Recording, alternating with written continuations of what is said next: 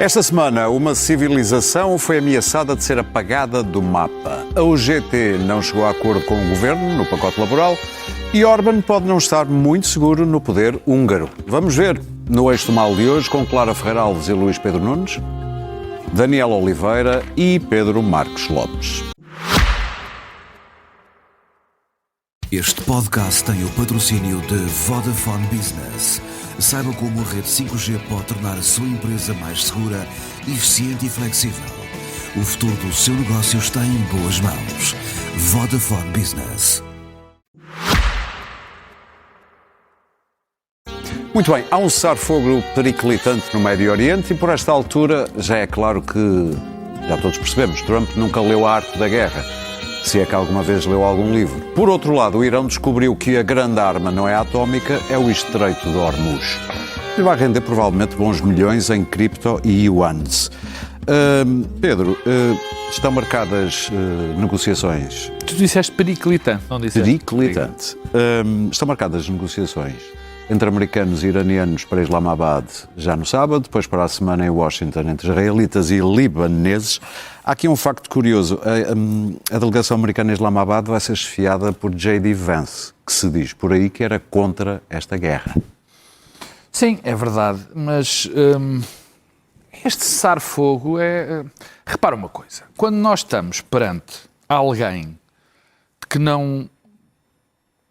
pelo qual não temos nenhuma das pessoas, dos dirigentes mundiais, sejam inimigos, sejam amigos, sejam aliados, tem qualquer tipo de confiança.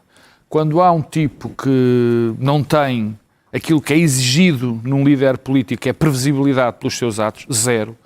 Quando estamos perante um líder que, há muita gente que quer invocar uma emenda porque o tipo está louco, e é aquilo que parece, não é? É muito difícil levar a sério qualquer tipo de cessar-fogo. Aliás, o cessar-fogo, por definição, é algo de frágil.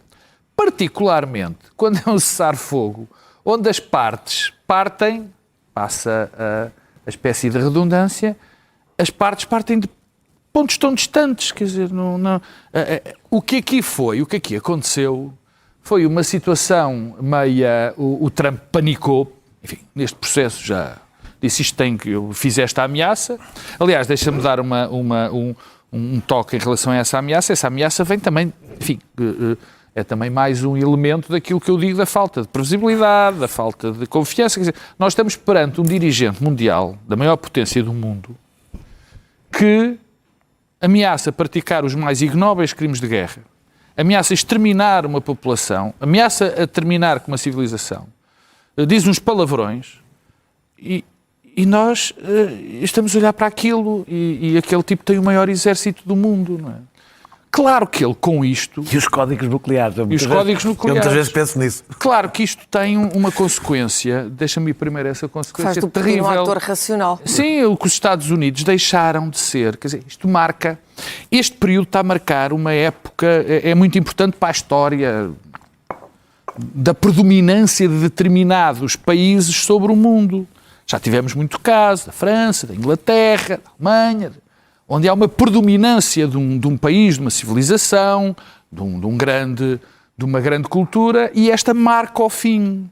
Porque neste momento os Estados Unidos estão completamente sozinhos e não vão readquirir essa confiança. Porque só se readquire essa confiança depois de muito tempo.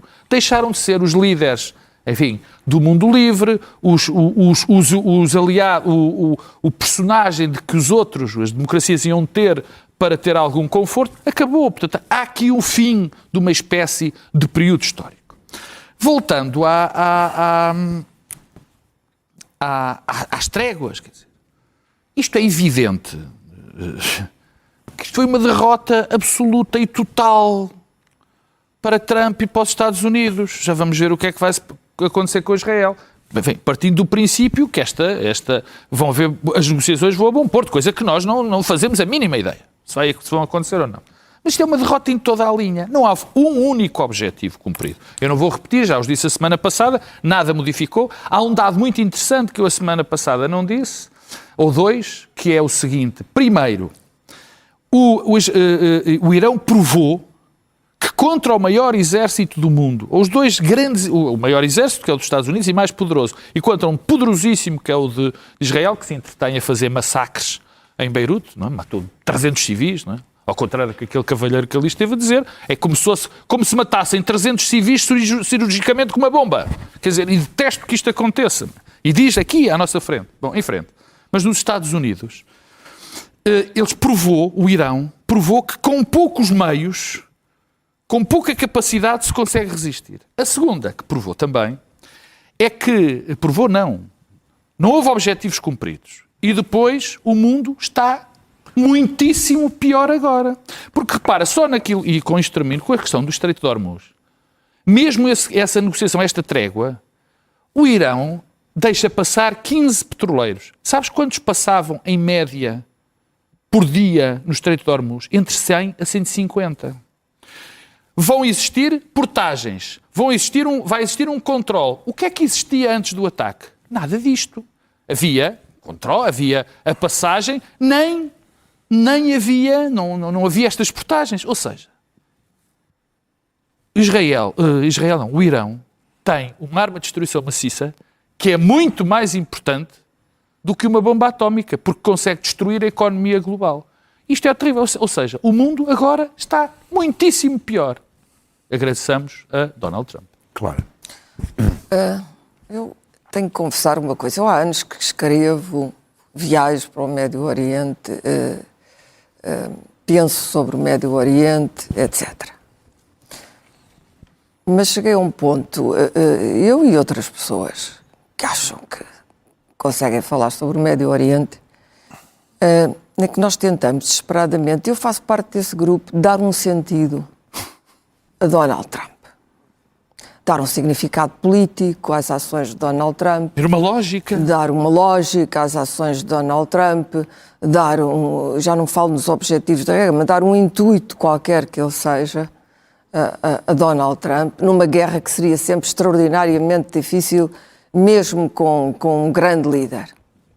Um grande líder da geopolítica. Não, por acaso, nenhum grande líder se meteu nela, não é? E cheguei à conclusão de que este é um trabalho, isto é um mito decisivo. Todos os dias nós estamos a puxar o sentido a um líder, a um chefe da maior potência militar do mundo, com o maior poder militar do mundo, e esse sentido se calhar não existe. Se calhar nós estamos a laborar no vazio. Porque ele num dia ameaçava com o apocalipse e a destruição bíblica do Irão, e no dia seguinte celebrava a Idade de Ouro do Médio Oriente e convidava o Irão a associar-se aos Estados Unidos numa joint venture para explorarem ambos as portagens do Estreito de Hormuz. Ora, aqui chegados, não sei muito bem o que é que se diz sobre isto. Porque isto é... Qual é o pensamento que presida isto? Nulo. Não há. Não existe. Ou seja, nós temos que, se calhar, começar a raciocinar sobre este vazio. Nada na cabeça de Donald Trump existe que nos permita raciocinar, prever, ampliar, diminuir as consequências da guerra. Fazer uma interpretação. Existe uma enorme indiferença do outro lado, e o único objetivo que eu já tenho dito aqui, que é o de ganhar dinheiro, uma completa ignorância sobre o território, uma total desorientação, o que nos deixa a nós, europeus, particularmente sozinhos neste momento. A Europa está só. Está completamente só. Não faz parte de um eixo, claramente, J.D. Vance veio agora da Hungria para ir para Islamabad. Claramente a Rússia e os Estados Unidos estão interessados num consórcio. Estão do mesmo lado, ao contrário do que a China está É o eixo do claramente, claro, eu já não sei se é o eixo do mal, se é o que eixo é que é, porque há tantos eixos do mal, incluído o nosso. O Sul global não partilha, bem sei que a supremacia moralista europeia irritou muita gente, pós-colonial, mas o Sul global não está com a Europa, não quer saber da Europa para nada. Os grandes países não estão, Brasil, Índia, não querem particularmente saber da Europa. A NATO não sei o que é, neste momento, não faço a menor ideia o que é que o Sr. Ruta foi fazer a Washington, a não ser, mais uma vez, ouvir o discurso de que Trump quer fazer uma joint venture com o Irão, mas se o Irão não quiser, Trump mete lá a NATO a policiar o Estreito de Hormuz. Também isto não faz sentido. Mas o facto de nós sermos obrigados a fazer sentido a algo que não faz sentido é muito assustador. Porque este homem, de facto, tem os códigos nucleares, comanda a maior potência militar. Isto acho que é um pensamento que não é meu original. Eu acho que os generais que têm que lidar com Trump e os oligarcas da TEC não são estúpidos. Estão a ganhar muito dinheiro com estas guerras, a Palantir, a escola, a famosa escola, 175 crianças assassinadas. Foi usada por um erro. Foi a Palantir, não foi a Anthropic, foi a Palantir. Palantir do Sr. Peter Thiel. Sim. Há aqui uma série, há um conjunto de personagens muito assustadora. Os industriais, nós já vimos isto na Europa antes da subida do nazi. Os industriais que estão com o regime, a célebre reunião do Hitler, os Krupp, etc. Há um filme do Visconti magnífico chamado Os Malditos, sim, sobre isso, é um jantar, e essa gente apoiará a Casa Branca sempre que possa extrair benefícios disso.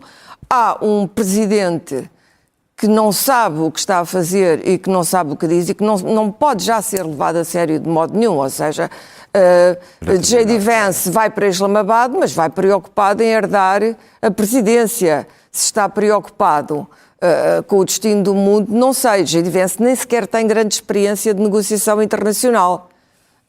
Foi direto de Budapeste para Islamabad. E, portanto, o que é que nós podemos fazer com isto? Não sei muito bem como é que se lida com isto. Isto é terrivelmente deprimente, terrivelmente assustador, solitário. Todos os princípios foram atropelados.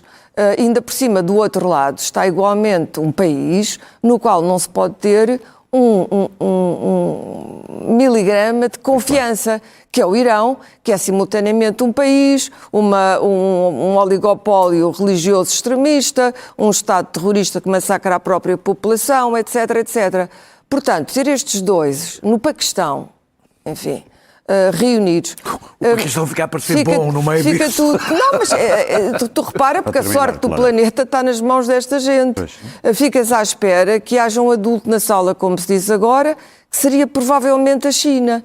Ou seja, porque a China, fazendo parte deste conjunto de potências, é, apesar de tudo, a única previsível, mais inteligente, mais racional. E já agora a mais pacífica, curiosamente, neste momento. Portanto, quais são neste momento os aliados da Europa? Porque tradicionalmente a América foi o nosso aliado. Para terminar. Qual é o aliado europeu neste momento? Eu diria ninguém, como dizia o Romeiro do Frei Luís de Sousa. Pois, mas é uma solidão...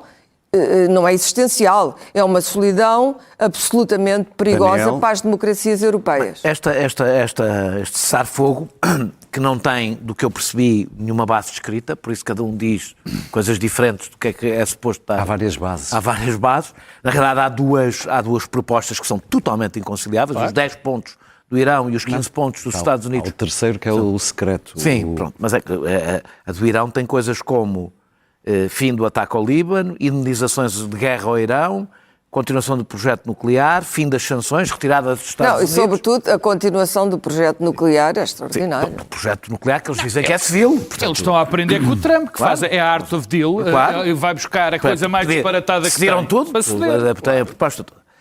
Não, chama-se isso, como é que dizia o Bannon, é flood the zone. Depois de milhares de milhões de despesa e de um choque nos custos energéticos global, a grande vitória de Donald Trump é abrir o canal que estava aberto. A grande vitória dele é 15%. Talvez ficar, mas não fica na mesma. Deixa-me só dizer que há minutos, o último tweet dele diz que ele não aceita que haja portagens no Estreito. Pois, mas na realidade... Neste momento, porque os iranianos também tweetam, não é? Pois. Na realidade, nesta negociação, ele reconhece o poder do Irão sobre o Estreito, coisa que não acontecia até agora, é um Estreito internacional, não é? Portanto, imaginem o que aconteceria se o Irão não tivesse sido obliterado. Isto é com o Irão obliterado, não é? Imaginem se ele tivesse sobrevivido a alguma coisa do Irão, o que é que se conseguiria, não é? O que é que o Irão conseguiria? Depois da Guerra dos 12 Dias, o Irão expressou poder e controle militar, criou redundâncias, basicamente preparou-se para sobreviver política e militarmente a estes ataques, aos assassinatos seletivos, a tudo. E sobreviveu.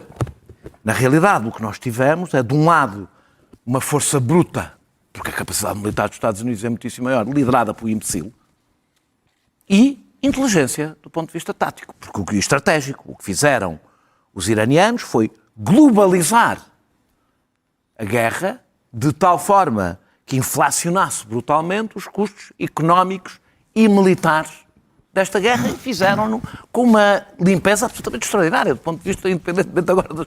É impressionante como o fizeram conseguiram gerir uma guerra assimétrica de tal forma que eu não tenho a menor dúvida que, apesar de no terreno, do ponto de vista da intervenção militar, a vitória supostamente ser dos Estados Unidos e Israel, o grande vencedor até agora é o Irão. Até porque e aprenderam a arma, porque aquela arma não existia. Isto é tudo soma zero. O Irão está destruído. Para o regime iraniano não é, quer dizer, soma zero. O Irão sempre soube que tinha ali uma arma no Estreito de Hormuz. O Irão tinha sido na guerra Irão-Iraque, eles utilizam. Mas os Estados do Golfo Pérsico nunca vão aceitar que o Irão controle o Estreito. Ainda por cima. Não, está bem, mas eles controlam o Estreito. Claro que eu acho que no fim eles não vão controlar o Estreito nenhum. Como dizia, já foi usada e os americanos esqueceram-se.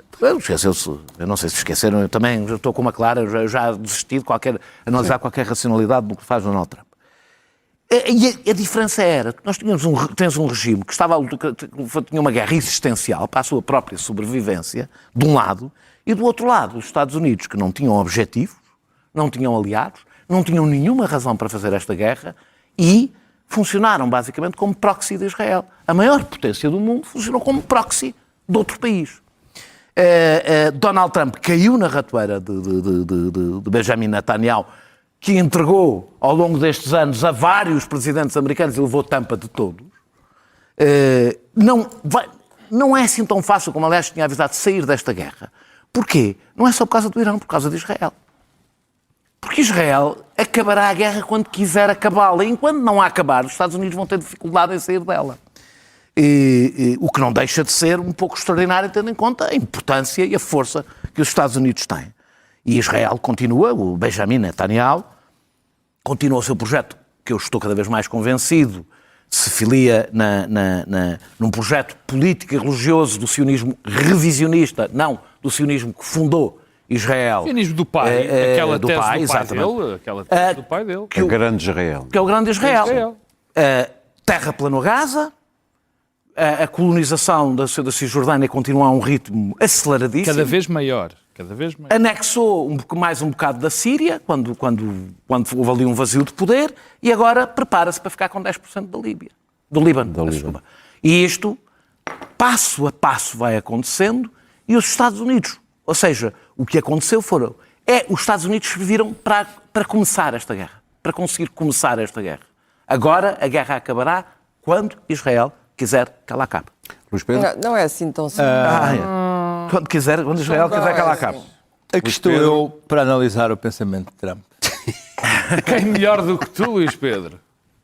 Eram 8h03 da manhã em Washington e Trump estava na cama com a sua rede na cabeça, para o cabelo, com as suas almofadas pintadas de cor de laranja e mandar vários posts no seu Truth Social sobre vários assuntos, quando se lembrou que ia passar o dia dedicado ao Irão e que no fim à noite terminava o prazo que tinha dado ao Irão para abrir o Estreito de Hormuz.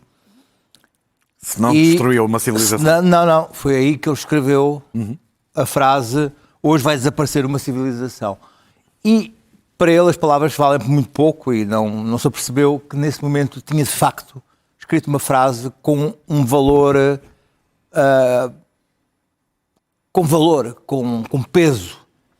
Porque ao longo do dia houve um impacto tremendo em relação a essa frase.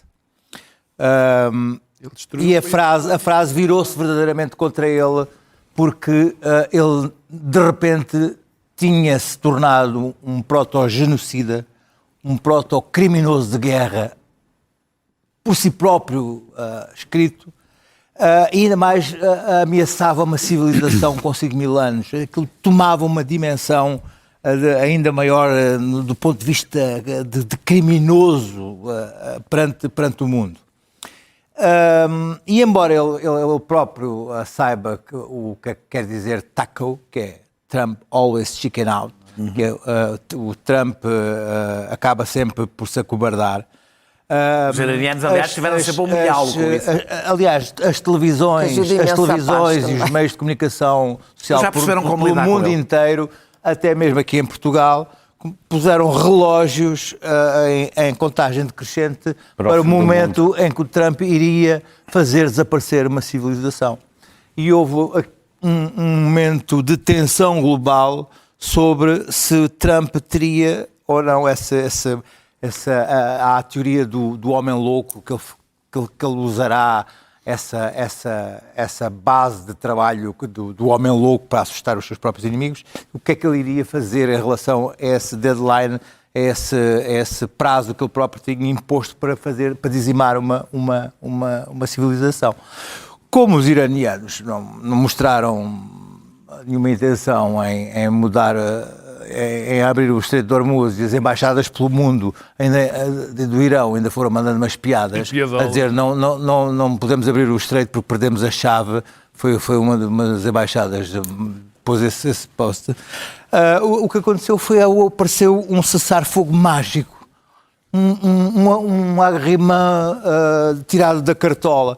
Ninguém percebeu o que é que era, nem o que era, mas de repente Trump anunciou que havia um cessar-fogo e que o próprio documento do Irão era uma boa base de trabalho, de 10 pontos, em que o Irão anuncia a derrota dos Estados Unidos e que o programa nuclear vai full steam ahead. Ele nunca leria os pontos do Irão, portanto. Isto, no fundo, é a velha teoria do Roy Cohn, o advogado mafioso que foi o seu mentor, que é nunca admitas, nega tudo e contra-ataca. Portanto, foi o que ele fez neste momento. Portanto, ele nunca não admitiu, negou e contra-atacou, e de repente tinha ali o cessar-fogo no Estreito de Hormuz nasce de ele estar numa situação encurralada.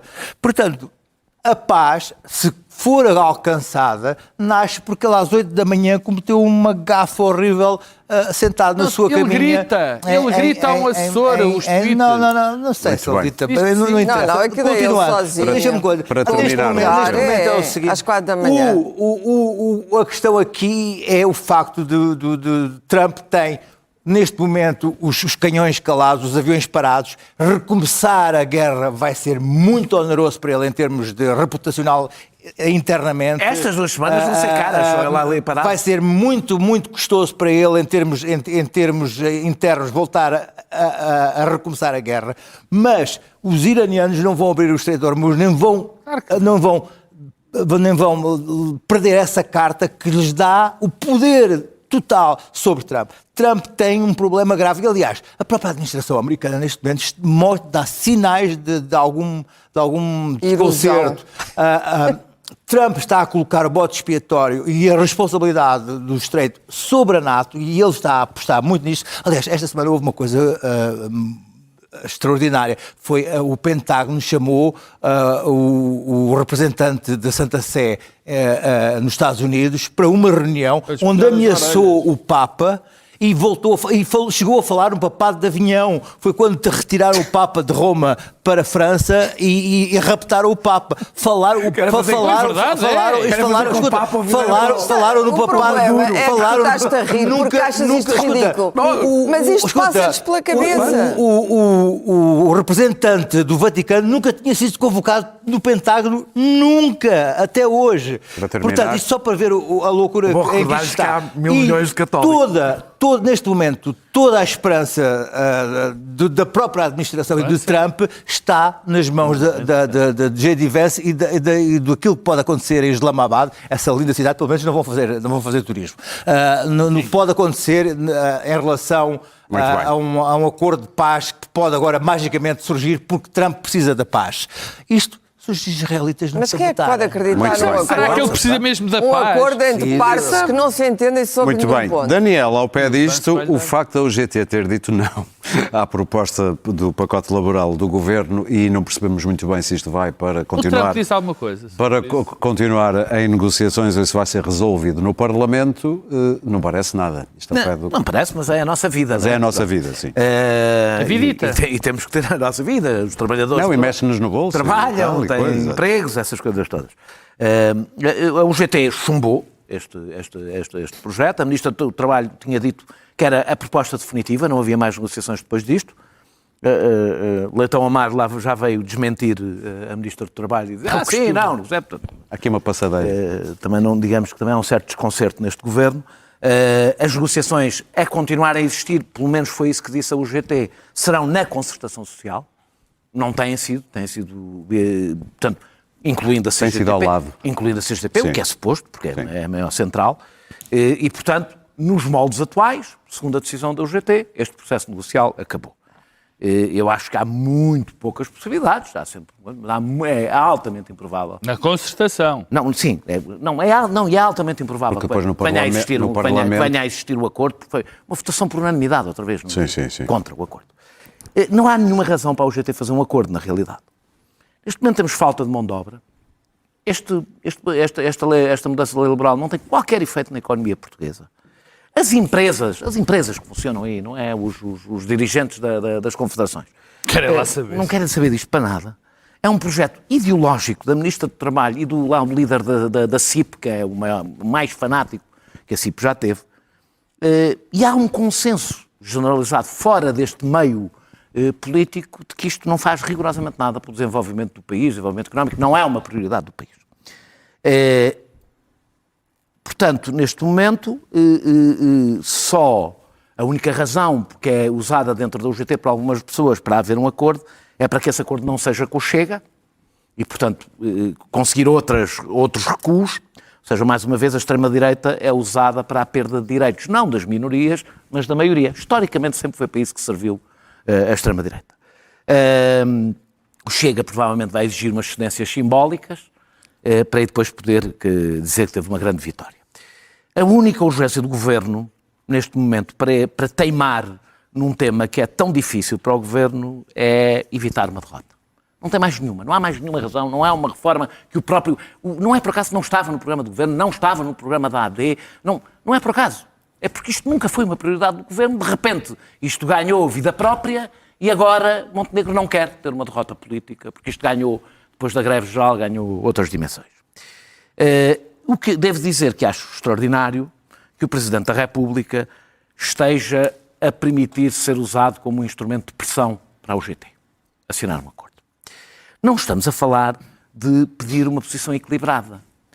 Estás surpreendido? Qualquer negociação que a UGT faça é para a perda de... Não é uma coisa, toma lá, dá cá. Não, é para a perda de direitos dos trabalhadores. Num momento em que os trabalhadores, pela falta de mão de obra, têm mais poder negocial. Só sindicatos completamente suicidas é que iam assinar uma lei laboral quando têm maior poder negocial do que tiveram nas últimas décadas para perder direitos. Portanto, o que António José Seguro está a fazer é pressionar a UGT para que os trabalhadores percam direitos, porque é a única coisa que está em cima da mesa. É mais ou menos. É perder mais direitos ou perder um bocadinho menos direitos. Essa pressão não faz qualquer sentido. Não me parece, aliás, que seja o... Como é que ele está a fazer essa pressão? Não estou a perceber. Claro, junto ao UGT, é pública. Publicamente tem Continuem feito. as negociações. Publicamente tem feito. Continuem as negociações. Hoje disse outra vez, continuem as Mas isso negociações. também pode ser lido como pressão sobre o Governo para ceder. O Governo, para qualquer negociação é boa para o Governo. É sempre bom. É sempre qualquer coisa. Ou seja, para os sindicatos, qualquer negociação será mau, porque estão sempre a negociar perdas. Não há em cima da mesa nenhum ganho. Só há perdas.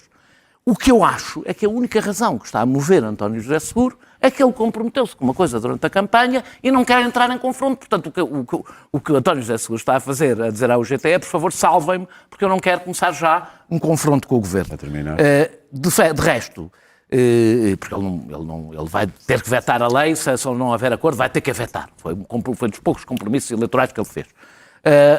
O que é provável que aconteça, se isto for para o Parlamento, para o Chega aprovar, é que provavelmente poderá vir a existir mais uma greve geral, desta vez contra o projeto da lei laboral do PSD e do Chega, o que se calhar tornará difícil a vida do André Ventura mais do que ele pensa, porque basta ver todos os estudos de opinião o que é que dizem que o eleitorado do Chega acha deste projeto de lei laboral. Luís Pedro?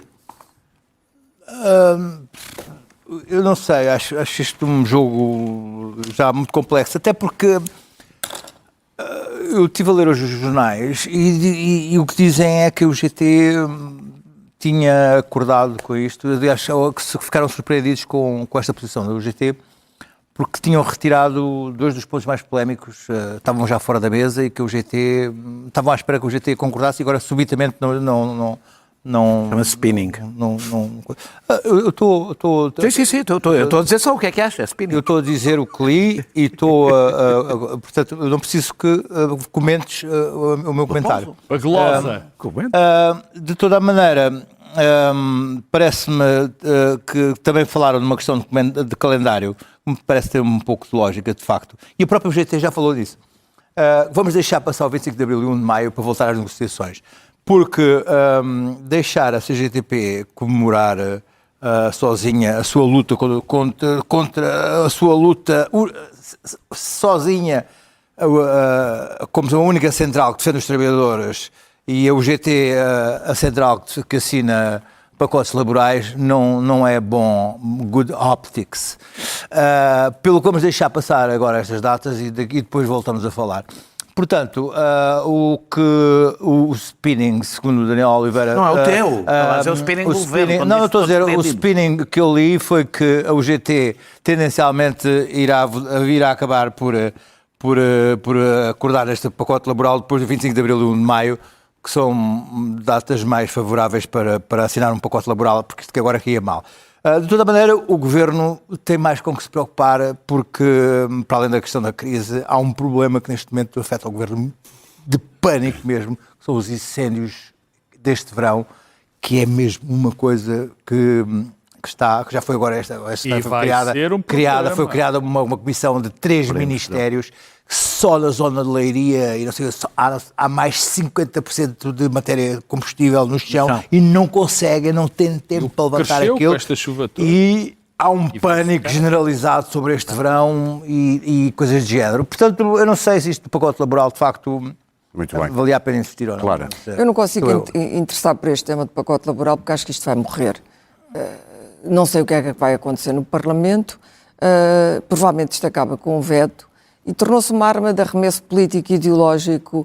Os sindicatos têm que fazer prova de que estão vivos e ainda existem. O pacote laboral não contempla o futuro, não contempla a inteligência artificial, não é o pacote laboral de que se precisava. Já nisso é retrógrado em algumas das medidas, facilita o despedimento, que é uma velha medida dos empresários, mas eu acho que são dos empresários do século XX, porque hoje o mercado de trabalho mudou muito.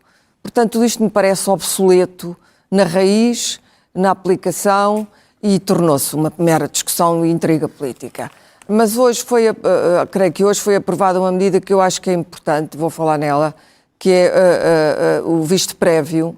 O Ministro da Reforma do Estado deu uma entrevista, explicou o visto prévio do Tribunal de Contas deixa de ser necessário para coisas projetos até 10 milhões. Eu acho isto importante. E isto acho verdadeiramente importante para o país, porque aparentemente já com o hospital de todos, o famoso Hospital Central de Lisboa do futuro, perdemos 100 milhões do plano europeu porque a burocracia entravou todo o projeto. Portanto, concordo absolutamente com isto. Parece uma coisa muito pequena, mas acho que vai fazer mais pelo país. É muito importante. Não, é importantíssima. É importantíssima. Acho que a fiscalização continua e acho bem, mas acho que este visto prévio era uma Vai entrada... libertar 90% dos pedidos. Não, do é visto impossível, prévio. é impossível governar, e acho bem, e portanto acho que isto faz alguma coisa, isto sim é uma medida que faz alguma coisa pelo país. O resto do meu tempo vou guardar para o Dr. Orbán. Que já lá vamos. Que já lá vamos. Pedro. Olha, eu não ia falar disso, mas já que a Clara falou, perco 30 segundos com isto. Esta norma em relação ao Tribunal de Contas vem tarde, mas vem muito a tempo, e tenho que dar os parabéns ao Governo, porque finalmente houve coragem para a tomar. Porque não é só a questão de ter do visto. É que muitas das vezes o Tribunal de Contas fazia avaliações políticas Completamente. dos projetos Da do sua Governo. bondade. Da sua Eles não bondade. achavam... Políticas e existenciais. às vezes. Claro, eles não achavam que um projeto fosse bom, portanto, e eu acho que quem agora vocifera quanto ao visto prévio está completamente errado. Isto foi muito, muito bom. E ainda é preciso mudar a lei. Bom, quanto à lei laboral, se elogio contratação muito coletiva. o Governo nisto, a lei laboral é um delírio ideológico da Ministra do Trabalho. Um delírio ideológico. Não se quis fazer reforma nenhuma. Porque quando se quer fazer uma mudança séria na legislação, primeiro se chama-se os parceiros sociais, começa-se a falar, não se chamou ninguém, aquilo foi um dia de nevoeiro, a sua doutora chegou lá, a ministra, disse, está aqui. O Montenegro, que tem mais coisas com que se preocupar, e de facto devia se preocupar com mais coisas do que com isto, deixou passar. E depois, isto tornou-se um problema político para o Governo. Porque isto não tem ponta por onde se lhe pega. Não vai aumentar nada daquilo que se queria fazer aumentar, que é a questão da produtividade. Nós temos um problema da produtividade, mas a produtividade não se atalha, tornando o trabalho mais precário, fazendo com que os trabalhadores não possam fazer negociações coletivas. Quer dizer, não é assim que se melhora a produtividade. Há duas coisas que não convidam. O mercado de trabalho português é sinistro, ninguém gosta de trabalhar, está tudo a contar os feriados. Não Mas acho o salário baixo e existe uma repressão autoritária no mercado de trabalho português que se herdou do salazarismo. E a insegurança, a precariedade, o facto da pessoa não sentir... Eu discordo completamente. São as três condições para tu teres um mercado de trabalho completamente distorcido e improdutivo. Eu discordo completamente da história de que nós estamos à procura dos feriados e tudo mais. Não, desculpa, não é verdade, claro. As pessoas não Somos gostam nós, de trabalhar como porque todo se sentem mundo, mal todo no mercado mundo, de trabalho. Ninguém gosta de São trabalhar, mal muito pagas, trabalho é um sacrifício. são mal pagas. Depois, são mal pagos porque têm baixa produtividade e a baixa produtividade está ligada a muitas coisas do funcionamento das empresas. Má formação, as pessoas não estarem motivadas, serem precárias e tudo isso. Portanto, isto é um terror. Além de tudo, além de que o salto tecnológico para o digital, a formação dos trabalhadores mas sofreu isso imenso. não está aqui. Isso é uma questão da formação, não é? Pois, Na mas legislação não há laboral não se formação. trata. Não é, Mas não há podia ser de formação. outra. Tiraram tempo à formação. A questão Não há formação. depois, a questão desta legislação laboral é uma quebra sobre um pacto civilizacional entre a centro-direita e o centro-esquerda. Isto aqui,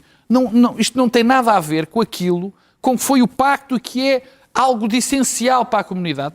Não resolve problemas, só os agrava e depois é um forte bloqueio. Uma forte quebra nesse consenso civilizacional. Porque o trabalhador é sempre a parte mais fraca. Sempre. E, portanto, é preciso defendê-lo de uma determinada forma. Foi isso que nós decidimos quando criamos as bases da democracia liberal europeia no século XX. Mas deixa-me dar um exemplo. E para terminar...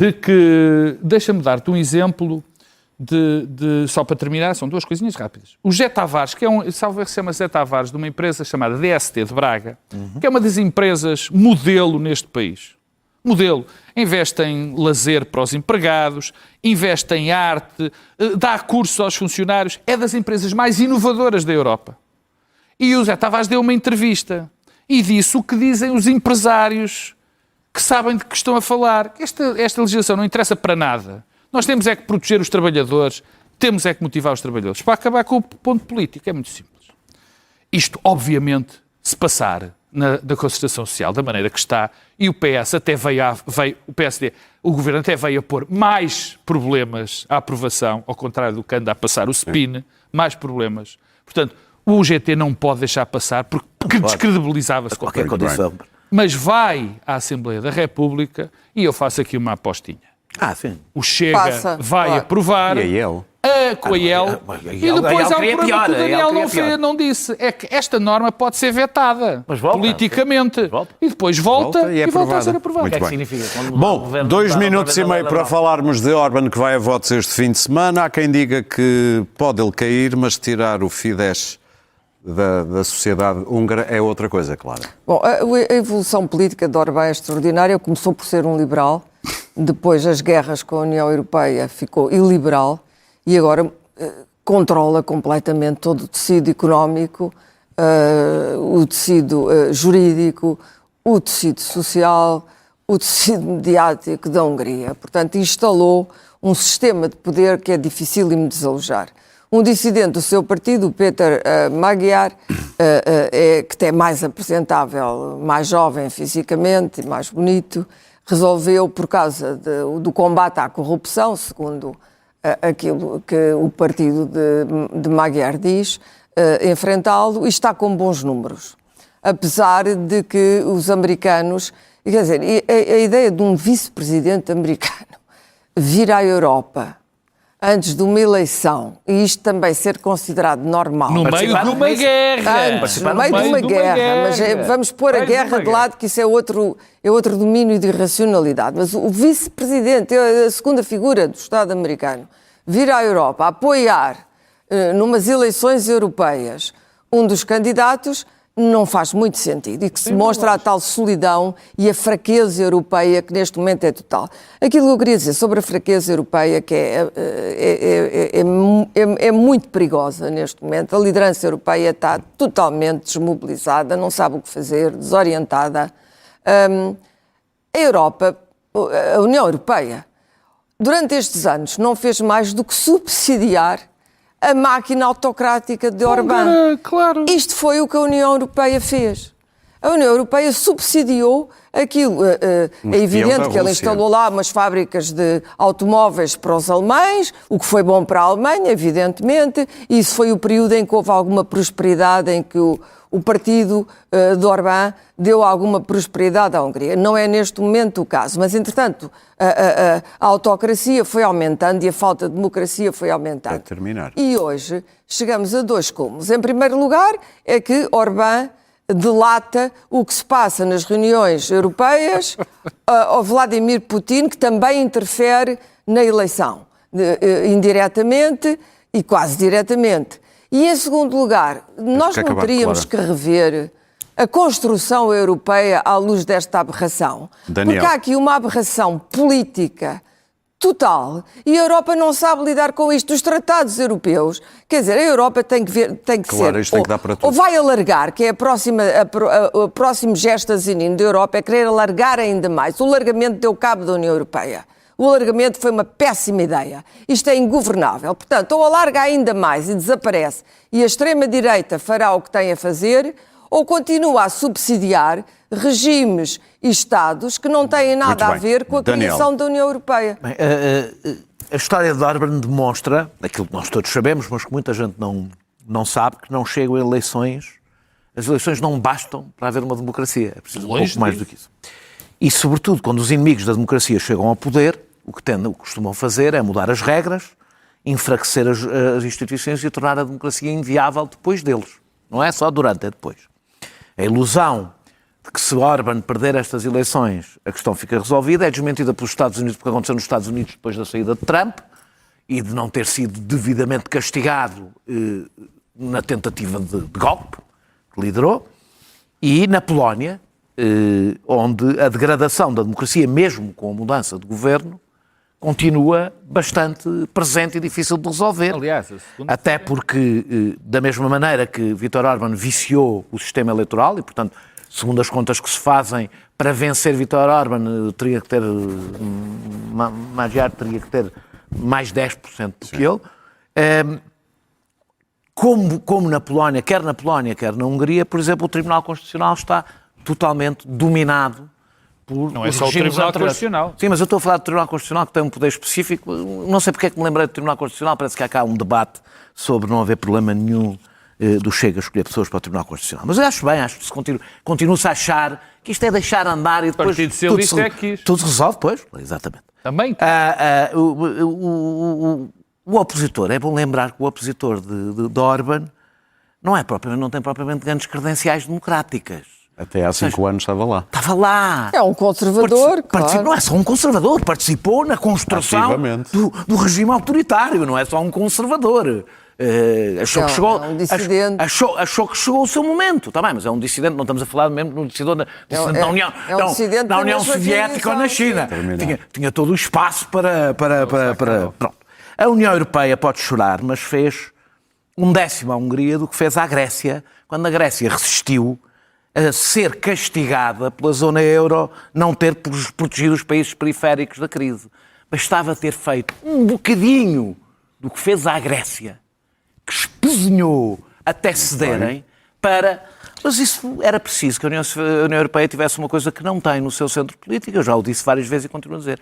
A democracia não é uma prioridade para o conjunto da União Europeia. Não é esse o seu core hoje em dia, há bastante tempo. A democracia só se consegue aplicar se houver união política. Não é isso. Não é essa a questão. Claro. Essa democracia é um critério. Eu não estou a ver a democracia na União Europeia. Pode fazer Esse é um união critério. monetária sem ter união política. O R foi fazer a união Nem podes fazer há 3 pontos que aqui, 3 ordens de razões, como diria o meu querido amigo Ângelo Correia. Primeiro, o que aqui tivemos é uma coisa verdadeiramente extraordinária. O eixo do mal, o verdadeiro mal, reuniu-se todo. Foi o homem, o J.D. Vance, veio no meio de uma guerra fazer campanha.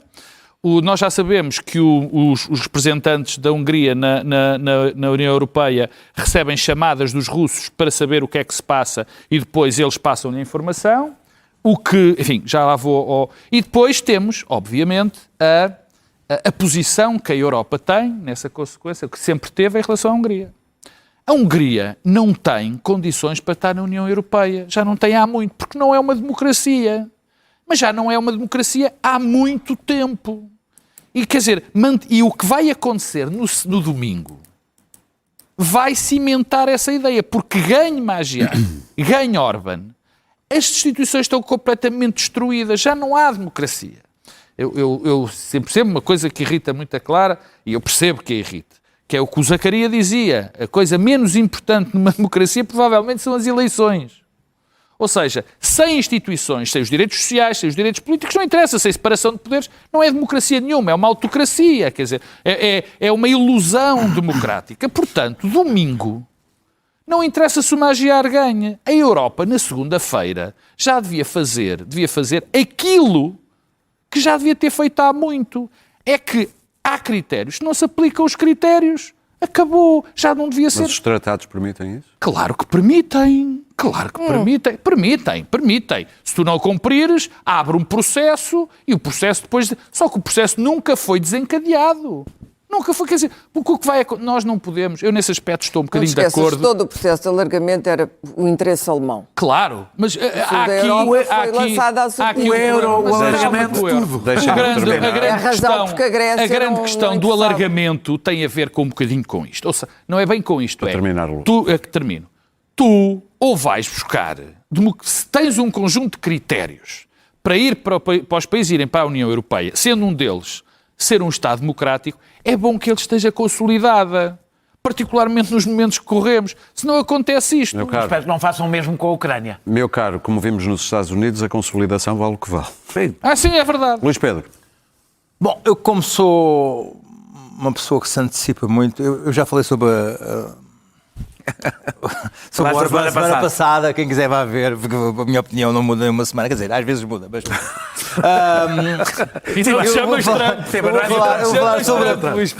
Eu devo ser a única pessoa do país praticamente que vê o canal História ainda, mas há um documentário que está agora a passar que se chama Os Segredos da Bíblia, ou The Bible Secrets Revealed, em que tem um episódio, o primeiro episódio chama-se Lost in Translation, que explica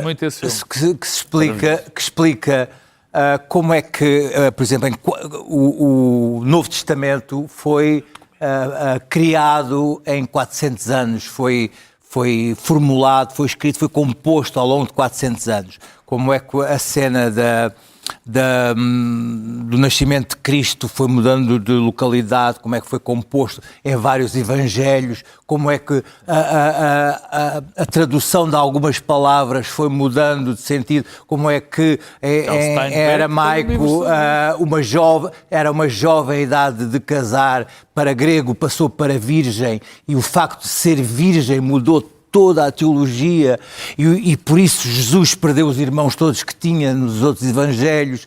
E isso é muito interessante porque, e mesmo no Antigo Testamento, a história de David tem várias versões, que depois é escolhida a que mais interessa para a conversão dos fiéis. E isto é muito interessante, a questão de como é que a história da Bíblia e depois a Bíblia dos evangélicos na tradução do King James.